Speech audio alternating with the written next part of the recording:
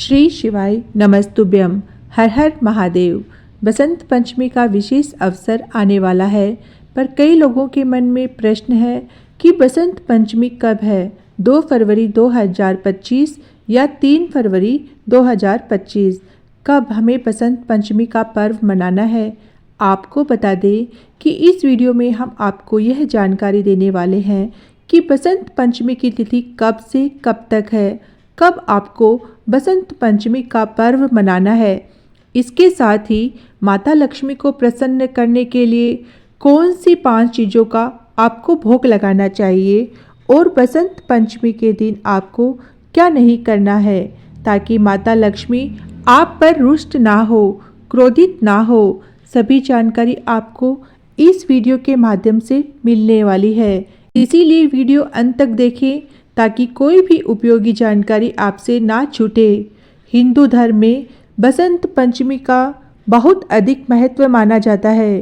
ज्ञान की देवी माँ सरस्वती की बसंत पंचमी के दिन पूजन अर्चन की जाती है। शास्त्रों में बसंत पंचमी को ऋषि पंचमी के नाम से भी जाना जाता है। माता सरस्वती को ज्ञान की देवी माना जाता है। हिंदू पंचांग के अनुसार बसंत पंचमी का त्यौहार हर वर्ष माघ माह के शुक्ल पक्ष की पंचमी तिथि के दिन मनाया जाता है। अब तिथि कब से कब तक है, पहले आप वह समझ लीजिए। इस वर्ष 2025 में इस तिथि की शुरुआत जो है माघ माह के शुक्ल पक्ष की पंचमी तिथि की शुरुआत 2 फरवरी 2025 को सुबह 9:14 से हो रही है। इस तिथि का समापन जो है वह 3 फरवरी को प्रातः 6:52 पर होगा। इसीलिए इस वर्ष पर्व जो है 2 फरवरी 2025 को मनाया जाएगा। माघ माह के शुक्ल पक्ष की पंचमी तिथि को माँ सरस्वती ब्रह्मा जी के मुख से प्रकट हुई थी और इसीलिए इस तिथि को बसंत पंचमी के पर्व में मनाया जाता है। तो आप लोगों को हमने बता दिया है कि तिथि की शुरुआत 2 फरवरी 2025 को सुबह 9:14 से हो रही है और तिथि का समापन 3 फरवरी 2025 को 6:52 को हो रहा है। अधिकतर जगह यही देखा जा रहा है कि 2 फरवरी 2025 को बसंत पंचमी का पर्व मनाया जाएगा, पर आपने कई जगह देखा होगा कि कई जगह 3 फरवरी में भी देखने को मिलेगा कि 3 फरवरी में लोग बसंत पंचमी मनाएंगे, क्योंकि 3 फरवरी को भी बसंत पंचमी की तिथि जो है वह उदय तिथि के अनुसार है। तो ऐसे में कई जगह आपको 3 फरवरी भी देखने को मिलेगा, क्योंकि महाकुंभ में जो शाही स्नान है वह भी 3 फरवरी को रखा गया है, जो कि अमृत स्नान है। अब हम आपको बसंत पंचमी के वे भोग बता देते हैं जो आप माता सरस्वती के लिए बना सकते हैं और माता सरस्वती को प्रसन्न कर सकते हैं। कौन कौन से भी 5 भोग हैं जो आप माता सरस्वती के लिए बना सकते हैं, वह इस प्रकार है। आपको बता दें, माँ सरस्वती का बसंत पंचमी के दिन पूजन अर्चन करने से बुद्धि ज्ञान के साथ सौभाग्य, तरक्की और धन धान्य की प्राप्ति होती है। हिंदू मान्यताओं के अनुसार माँ लक्ष्मी का वास वहाँ पर होता है जहाँ पर माँ सरस्वती का वास होता है। बसंत पंचमी के दिन माँ सरस्वती को प्रसन्न करने के लिए उन्हें जो प्रिय भोग लगाए जाते हैं वह इस प्रकार है। पहले तो है बेसन का लड्डू। धार्मिक मान्यता के अनुसार माँ सरस्वती की पूजा में पीला व सफ़ेद रंग का बहुत अधिक महत्व होता है, इसीलिए माँ सरस्वती को भोग में बेसन के लड्डू प्रिय है। माता सरस्वती को मालपुआ का भोग लगाने से कैरियर में आ रही बाधाएं दूर होती है और माता सरस्वती का आशीर्वाद प्राप्त होता है। तीसरा भोग जो है वह बूंदी का है। सरस्वती माता को भोग में बूंदी अत्यंत प्रिय मानी जाती है। इस भोग को लगाने से बुद्धि का विकास होता है और कैरियर में उन्नति देखने को मिलती है। चौथा जो है वह बेर का भोग है। माँ सरस्वती को बेर अत्यंत प्रिय है।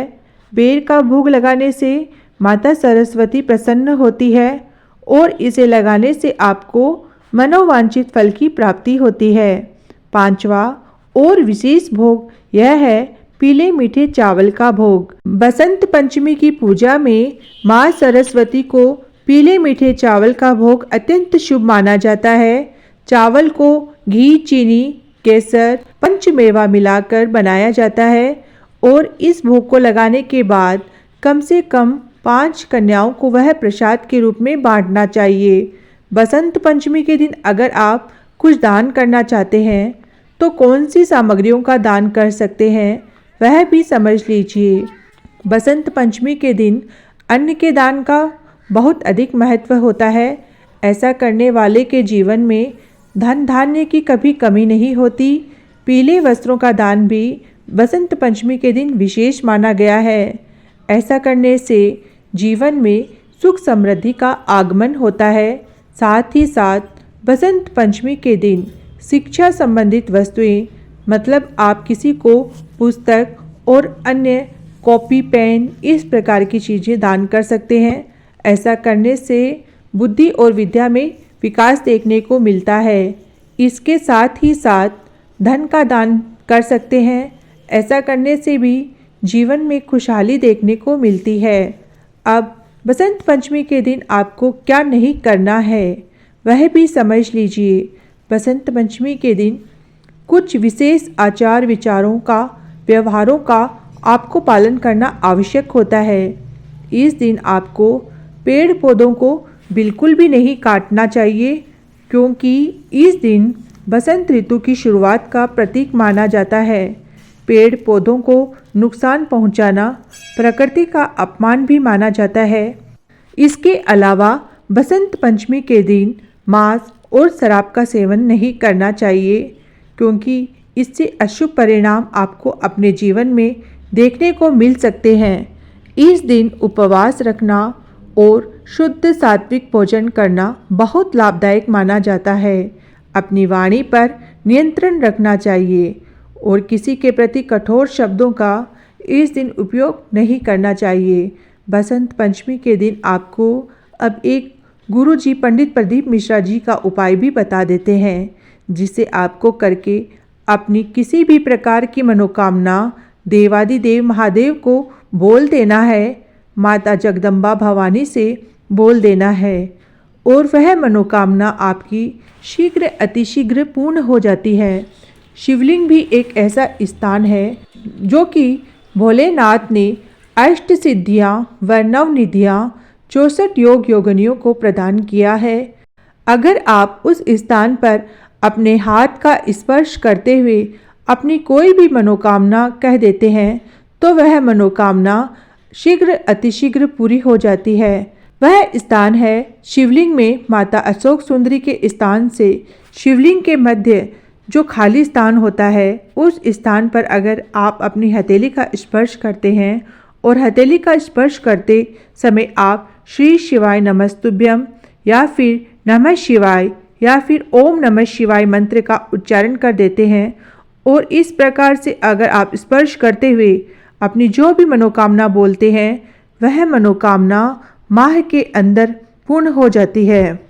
यह बसंत पंचमी के दिन किए जाने वाला एक विशेष उपाय है, जिससे आप अपनी किसी भी प्रकार की मनोकामना, चाहे वह धन की प्राप्ति की हो, लक्ष्मी प्राप्ति की हो, कर्ज मुक्ति की हो, व्यापार में वृद्धि की हो, नौकरी प्राप्ति की हो, वह मनोकामना आप अपनी पूर्ण कर सकते हैं। बसंत पंचमी के दिन आप अपने बच्चों के हाथों में सरसों के पुष्प शिवलिंग पर अवश्य समर्पित करवाएं। ऐसा करने से भी आपको अपने जीवन में लाभ जरूर देखने को मिलता है। इसके साथ ही बसंत पंचमी के दिन अगर आप भोलेनाथ के मंदिर में अपने बच्चों को ले जाकर अपने हाथों से शिवलिंग पर श्री शिवाय नमस्तुभ्यम बोलवाते हुए, नमः शिवाय बुलवाते हुए, ओम नमः शिवाय बुलवाते हुए शिवलिंग पर जल भी अर्पित करवाएंगे तो उसका आपको शुभ फल देखने को मिलेगा। बच्चों की एकाग्रता में वृद्धि देखने को मिलेगी। वे अपने करियर में, अपनी पढ़ाई में आगे बढ़ते चले जाएंगे। श्री शिवाय नमस्तुभ्यम। हर हर महादेव।